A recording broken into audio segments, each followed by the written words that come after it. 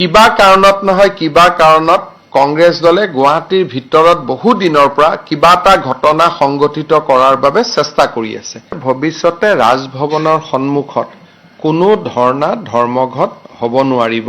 যোৱাকালিৰ ঘটনাটোত যিসকল লোকে এই গোটেই পুলিচৰ বেৰিকেড আদি ভাঙাৰ বাবে প্ৰচেষ্টা কৰিছিল তেওঁলোকৰ ওপৰত চিটি পুলিচে ফৌজদাৰী গোচৰ লিপিবদ্ধ কৰিছে। যেহেতু পাৰমিশন নোলোৱাকৈ তেওঁলোকে কামটো কৰিছিল, আমি কঠোৰ ব্যৱস্থা আমি হাতত লম। গতিকে কংগ্ৰেছ দলে নিজৰ কৰ্মীসকলৰ উপৰিও সাংবাদিকসকলৰো জীৱন তেওঁলোকে এটা প্ৰত্যাহ্বানৰ সন্মুখলৈকে লৈ গৈছিল। আজি আপোনালোকে মোৰ টুইটত দেখাও পাইছে, আমি ৰাজ্য চৰকাৰে এটা সিদ্ধান্ত লৈছো যে ভৱিষ্যতে ৰাজভৱনৰ সন্মুখত কোনো ধৰ্ণা ধৰ্মঘট হ'ব নোৱাৰিব আৰু কোনোবাই ধৰ্ণা ধৰ্মঘট কৰিলে যি ধৰ্ণা ধৰ্মঘটৰ বাবে নিৰ্দিষ্ট স্থান আছে তাতে তেওঁলোকে ধৰ্ণা ধৰ্মঘট কৰিব পাৰিব।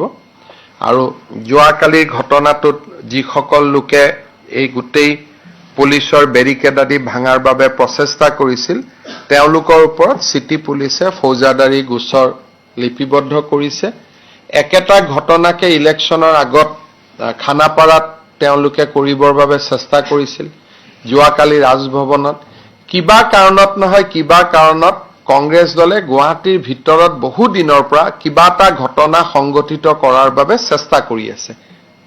তেওঁলোকৰ উদ্দেশ্য মই নাজানো, কিন্তু তেওঁলোকে সচিবালয়ৰ সন্মুখতে হওক বা ৰাজভৱনৰ সন্মুখতে হওক তেওঁলোকে বহু দিনৰ পৰা ইয়াত এটা গণ্ডগোল এটা কৰিব বিচাৰি আছে। This is third fourth attempt.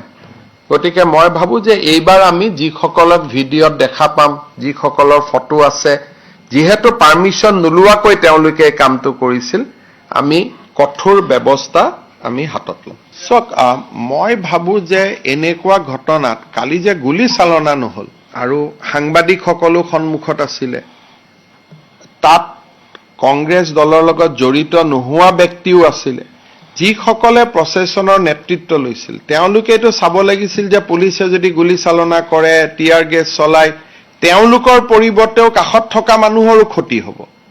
আৰু তেওঁলোকে ৰাজভৱনত বিচাৰিছিলে কি? ৰাজ্যপালটো নাছিলেই। তেওঁলোকে কিয় তাত গৈছিল মই এইটো কথাও আজিলৈকে বুজি পোৱা নাই। য'ত গভৰ্ণৰ মণিপুৰত আছে, যদি গভৰ্ণৰজন মণিপুৰত আছে, ঘৰটোতো খালী হৈ আছিলে।